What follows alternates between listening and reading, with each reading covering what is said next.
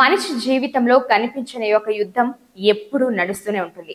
ఆ యుద్ధం గురించి మనం గట్టిగా చెప్పుకోం, బయటకు చూపించాం. కానీ లోపల మాత్రం నిశ్శబ్దంగా పోరాడుతూనే ఉంటాం. అదే ఆర్థిక స్వాతంత్రం కోసం చేసే మౌన పోరాటం. డబ్బు అన్నది మన జీవితంలో అంతిమ లక్ష్యం కాదు అని అందరూ చెబుతారు. కానీ డబ్బు లేకుంటే మన అవసరాలు నెరవేరవు. అందుకే ఈ ఫినాన్షియల్ ఇండిపెండెన్స్ అనే పదం చాలా పెద్ద కలలా మారిపోతుంది. ఈ విషయాన్ని అందరూ తెలుసుకోవాలి. మా ఛానల్ ని సబ్స్క్రైబ్ చేసుకోండి. ప్రతిరోజు మా వీడియోలు మిమ్మల్ని పలకరిస్తాయి. సబ్స్క్రైబ్ చేసుకుంటారు కదా? వీడియో మొత్తం చూడండి. చిన్నప్పటి నుండి మనం వింటూనే ఉంటాం, బాగా చదువు, మంచి ఉద్యోగం సంపాదించు, సమాజంలో మంచి స్టేటస్ సంపాదించు, అప్పుడు నీకు కావాల్సినవన్నీ నీ కాళ్ళ కిందకి వస్తాయని. కానీ నిజ జీవితంలో అది అంత ఈజీ కాదు. జీతం వస్తుంది, కానీ అదే జీతం నెల మొదటి వారంలోనే లోన్లని, ఈఎంఐలని, హౌస్ రెంట్ అని, ఆ బిల్లులని, ఈ బిల్లులని ఇట్టే కరిగిపోతుంది. రాత్రిళ్ళు నిద్రపోవడానికి ముందు మనలో చాలా మంది ఒక ప్రశ్న వేసుకుంటాం, ఇంకా ఎంతకాలం ఇలా, ఎప్పుడు ఫ్రీ అవుతాను? ఈ మౌన పోరాటానికి చాలా రూపాలుంటాయి. మొదటిది ఉద్యోగం మీద ఆధారపడటం. జీతం వచ్చే తేదీ దగ్గర పడితే గుండె లబలబలాడుతుంది. జీతం వచ్చిన రోజునే మనం ఊపిరి హాయిగా పీల్చుకుంటాం. కానీ 2 రోజుల్లోనే డబ్బు కరిగిపోతూ ఉంటే, అయ్యో కరెంటు బిల్లు ఇంత వచ్చిందేంటి, కిరాణా అంత అవుతుందేంటి, ఇవన్నీ జాగ్రత్తగా ప్లాన్ చేసి తగ్గించుకోవాలి ఇలా అనుకుంటాం. కానీ సాధ్యం కాదు. జీతం మళ్ళీ 0 అవుతుంది. మౌన పోరాటంలో రెండవది పొదుపు అనే యుద్ధం. మనకి తెలుసు ప్రతి నెల కొంచెం కొంచెం సేవింగ్ చేస్తే పెద్ద ప్రయోజనం ఉంటుందని. కానీ మనం కొన్నిటికి బానిసలం అయిపోతాం. అప్పుడప్పుడు రెస్టారెంట్కి వెళ్ళాలి, మంచి బట్టలు కొనాలి, మూవీకి వెళ్ళాలి, ట్రిప్స్ కి వెళ్ళాలి, చిన్న చిన్న సెలబ్రేషన్ చేయాలి. ఇవన్నీ అట్రాక్షన్సే, కానీ అవి మన ఫ్యూచర్ నుండి డబ్బును దొంగతనం చేస్తాయి. ఇక మూడవది సమాజపు ఒత్తిడి. మన పక్క వాళ్ళు అది కొన్నారు, మన చుట్టాలు ఇది కొన్నారు, వాళ్ళకు కొత్త కారు వచ్చింది, వీళ్ళు బంగారం కొనుక్కున్నారు, వాళ్ళ అబ్బాయి ఇంటర్నేషనల్ స్కూల్లో చదువుతున్నాడు, మన అబ్బాయిని కూడా అలా చదివించాలి. ఇలాంటి ఒత్తిళ్లకు లొంగిపోతాం.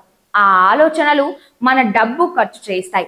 పెళ్లిళ్ళు, వేడుకలు, గిఫ్ట్లు, ఇవన్నీ మనం గొప్పలకి పోయే చేసే ఖర్చు. కానీ దీనికోసం మన ఖాతాలో అప్పుల భారం పెరుగుతుంది. చివరగా ఈ మొత్తం స్ట్రగుల్లో మిగిలేది మౌన పోరాటం. బయట మనం నవ్వుతూ కనిపిస్తాం, కానీ లోపల మనమే మనతో యుద్ధం చేస్తుంటాం. రాత్రిళ్ళు ఒంటరిగా కూర్చొని లెక్కలు వేసుకుంటూ ఎలా ముందుకు వెళ్ళాలి, ఎప్పుడు అప్పుల నుండి బయటపడాలి, ఎప్పుడు నా పిల్లల కోసం డబ్బు సేవ్ చేస్తాను, ఇలాంటి గందరగోళపు ఆలోచనలో పడుతుంటాం. ఒక తండ్రి కథను ఊహించండి. పిల్లవాడు కొత్త సైకిల్ కావాలని అడుగుతాడు. తండ్రి బయట నవ్వుతూ తర్వాత చూద్దాం అంటాడు.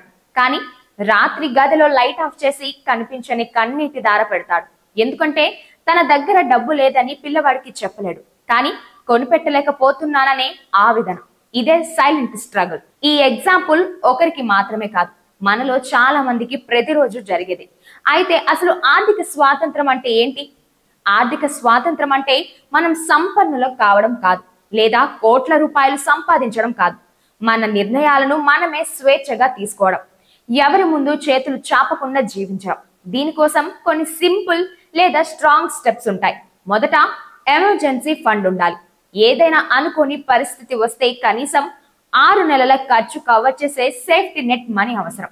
రెండవది డెబ్ట్ ఫ్రీ లైఫ్. అప్పులు మన గుండెపై రాళ్ళల్లా బరువుగా పడతాయి. వాటిని క్రమంగా తీసేయాలి. అప్పుడే మనం మానసికంగా తేలిక పడతాం. మూడవది రెగ్యులర్ సేవింగ్స్ అండ్ ఇన్వెస్ట్మెంట్స్. ఎఫ్డీలు, పీపీఎఫ్లు, మ్యూచువల్ ఫండ్స్, ఇవి చిన్న చిన్న సీడ్స్ వేసినట్లే కొంతకాలానికి చెట్లుగా మారతాయి. నాలుగోది అవసరమైన ఖర్చు, అనవసరమైన ఖర్చు మధ్య తేడా గుర్తించడం. ఇది డబ్బుతో మానసిక క్రమశిక్షణ. ఐదవది ప్యాసివ్ ఇన్కమ్, అంటే సైడ్ హాస్టిల్స్, ఫ్రీలాన్సింగ్, రియల్ ఎస్టేట్ లేదా చిన్న బిజినెస్ ద్వారా వచ్చే అదనపు ఆదాయం. ఇది మన లైఫ్ కి మరొక సపోర్ట్ పిల్లర్ లాంటిది. మరి ఈ మౌన పోరాటం నుండి బయటపడటం సాధ్యమా? ఖచ్చితంగా సాధ్యం. చాలా మంది మధ్యతరగతి కుటుంబాలు చిన్న పొదుపులు చేస్తూ క్రమంగా అప్పుల భారం తగ్గించుకున్న ఉదాహరణలు ఉన్నాయి. యువకులు కొత్త స్కిల్స్ నేర్చుకొని సైడ్ ఇన్కమ్ తెచ్చుకొని తమ కలలను నిజం చేసుకున్నారు. ఎవరో ఒకరు సింపుల్ గా ప్రతి నెల 10% శాలరీ సేవ్ చేస్తూ 10 ఏళ్లలో సేఫ్ లైఫ్ నిర్మించుకున్నారు. ఇంకొకరు అనవసరమైన ఖర్చులను కట్ చేసి పిల్లల భవిష్యత్తు కోసం ఇన్వెస్ట్ చేశారు.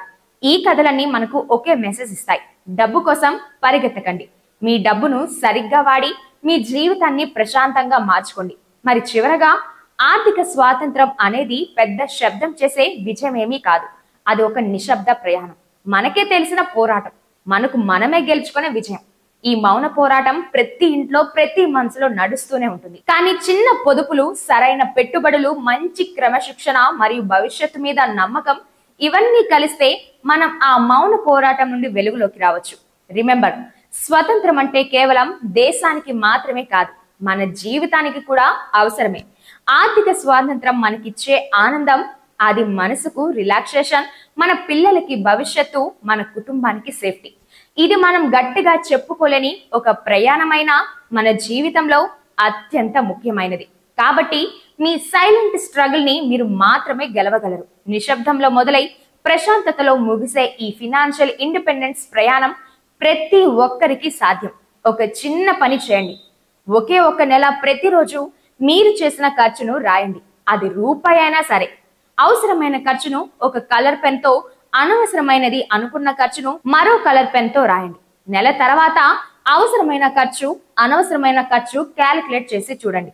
మీరు ఎలా యుద్ధం చేయాలో తెలుస్తుంది. డబ్బు లేకపోతే జీవితం లేదు, డబ్బు లేకపోతే గౌరవం ఉండదు.